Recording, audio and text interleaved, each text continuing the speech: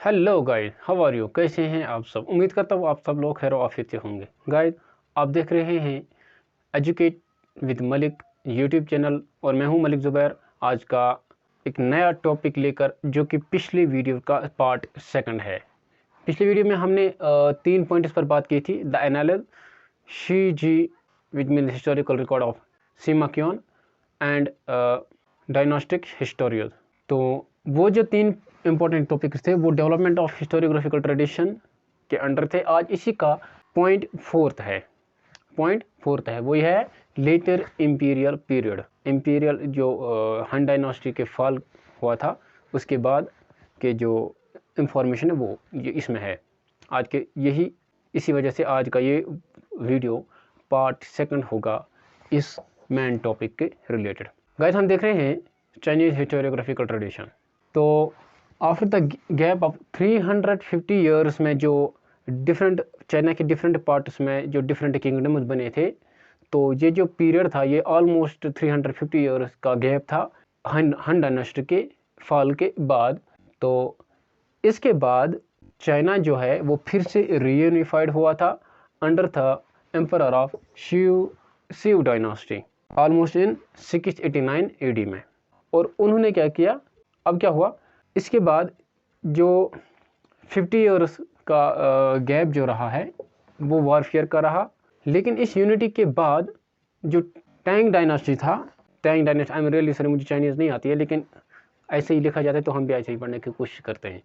तो Tang dynasty के बाद and almost and of Tang dynasty जो 50 ईयर्स का गैप रहा, फिर से वॉरफेयर का रहा। उस वक्त फिर से जो चाइना था वो यूनिफाइड नहीं था, लेकिन इसके बाद फिर से जो चाइना है वो ऑलमोस्ट 1000 ईयर्स तक रीयूनिफाइड रहा। इसके बाद मतलब ये जो 1000 है अंटिल 20th सेंचुरी में।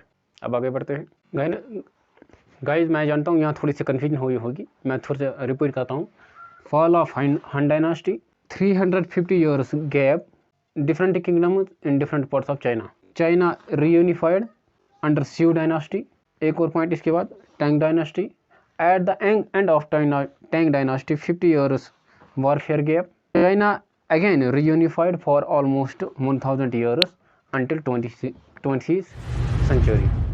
तो ये जिस तरह की इन्फॉर्मेशन किताब में दी गई है, बुक में दी गई है, तो इसी तरह मैंने आपको बता दिया। इसके पीछे भी बहुत कुछ हो सकता है, लेकिन बुक में फिलहाल एक पैरा में इतना ही दिया गया है, तो मैंने इसी तरीके से आपको ये फिर से आइडिया दे दिया। तो ये इंपॉर्टेंट है, अगर आपको ये इंपॉर्टेंट आ गया ना, तब जो मैंने कहा वो सब कुछ समझ में आ जाएगा आपको। अब आगे बढ़ते हैं। ये जो reflection of historiographical tradition in China था, इसमें जो इंपीरियल रूलर्स थे वो अक्सर कमीशन दिया करते थे। तो work group of scholars historian को अंडर ऑर्गेनाइज्ड, जो ग्रुप ऑफ स्कॉलर थे उनको ऑर्गेनाइज किया जाता था under the imperial bureau of historiography में। एक इम्पॉर्टेंट पॉइंट ये है कि वहाँ पर इंडिविजुअल स्कॉलरिज्म नहीं था, बल्कि वो ग्रुप ऑफ स्कॉलर्स हुआ करते थे। तो इसको इन जो 24 इन वर्क्स को जो हम ऑफिशियली कंसीडर कर सकते हैं।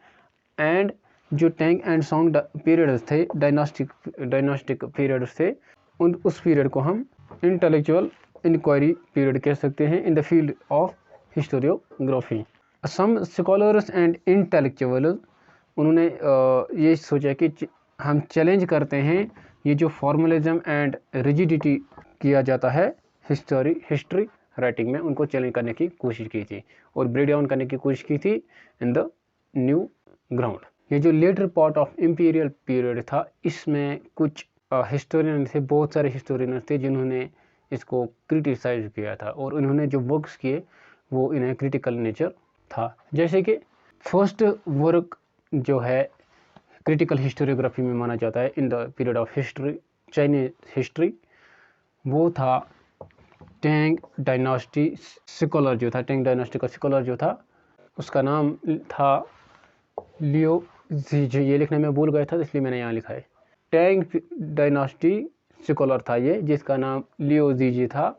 उन्होंने इस क्वेश्चन को एड्रेस किया कि जो हिस्ट्री है वो कैसी थी और कैसी होनी चाहिए थी। उसकी वर्क का नाम है शी टोंग ऑन हिस्ट्री। ठीक है। इसके बाद एक और ग्रेट हिस्टोरियन आता है सॉन्ग पीरियड का, जिसका नाम है सिमाग्योंग। वो 1019 एंड 1086 के दौरान वो रह रहे थे, एडी के दौरान वो रह रहे थे। उन्होंने भी क्वेश्चन किया कि how to deal with the problem of divergence of evidence. जो डाइवर्जेंस ऑफ एविडेंस है उसको हम कैसे डील करें। अगरचे उन्होंने उन्होंने डायरेक्टली चैलेंज नहीं किया था जो फॉर्मल रिजिड ट्रेडिशन माना जाता है, जो इंपीरियल को रूलर्स ने अप्लाई किया था, उसको डायरेक्टली चैलेंज नहीं किया, उनको डायरेक्टली अटैक नहीं किया था। इसके बाद इन्होंने जो बुक लिखी थी उसका नाम था ज़ीजी चोंगजैन, ZIZHI ज़ीजी टोंगजैन, TONGJIAN, टोंगजैन। इसका मतलब है comprehensive mirror for the aid of government. उन्होंने ये वर्क लिखा था, दूसरा जो ग्रेट हिस्टोरियन था। उन्होंने इस वर्क में क्रोनोलॉजिकल अकाउंट दिया था ऑलमोस्ट 1362 ईयर्स का, जो कि चाइना हिस्ट्री के बारे में है। शुरू होता है 403 BC में और एंड होता है 959 AD में। और इस बुक को, इन दोनों राइटर्स को, यूँ कह सकते हैं इस बुक को या इन दोनों राइटर्स को मोस्ट प्रोफाउंडली इन्फ्लुएंशियल वर्क माना जाता है लेटर इंपीरियल पीरियड का। अब आगे बढ़ते हैं। सॉन्ग पीरियड हिस्टोरियन जो है, सॉन्ग डायनास्टी हिस्टोरियन जो था, उन्होंने देखा कि रिवाइवल ऑफ प्रेस्टीज कन्फेक्शनिज्म जो है वो हो रहा है आफ्टर द पीरियड। ये जो इक्लिप्स पीरियड जो था during the heyday of Buddhism in China, उन्होंने देखा कि इसमें कुछ रिवाइवलिज्म हो रहा है and particularly concern with the understanding the order of past and with drawing the correct moral lesson from the history. Song dynasty में इन्होंने जो रिवाइवलिज्म देखा था, जो क्रिटिकल एनालिसिस हो रहे थे, क्रिटिकल वर्क्स हो रहे थे इंपीरियल हिस्टोरियोग्राफी के अपोजिट, यूँ कह सकते हैं अपोजिट ही कह सकते थे। तो उस रिवाइवलिज्म जो बुद्धिज्म का हेड ही माना जाता था, उसके बाद जो सॉन्ग डायनेस्टी के बाद जो फिर से हिस्ट्री लिखी जाती है, उसमें उन्होंने सैम ब्रेडन देखा था। इसका मतलब यूँ है कि फिर से वापस इंपीरियल इंटेलेक्चुअल इंक्वायरी पे आ गए। तब तक उससे पहले थोड़े से वक्त में लेटर इंपीरियल पीरियड में उन्होंने देखा था कि किसी हद तक वो तो क्रिटिसिज्म हो रहा था, लेकिन उसके बाद फिर से वापस चला गया, सॉन्ग डायनेस्टी के बाद फिर से वापस चला गया इंपीरियल हिस्टोरियोग्राफी में। वो जो थोड़ा सा अरसा था लेटर इंपीरियल पीरियड में, उसमें उन्होंने देखा कि कुछ क्रिटिकल हो रहे थे। तो गाइस, ये हमारे पिछले टॉपिक का पार्ट 2 था जो आज अपलोड हुआ। तो अब हम नए टॉपिक के साथ नए वीडियो में फिर से मुलाकात करेंगे। तब तक के लिए दीजिए इजाज़त। Bye bye.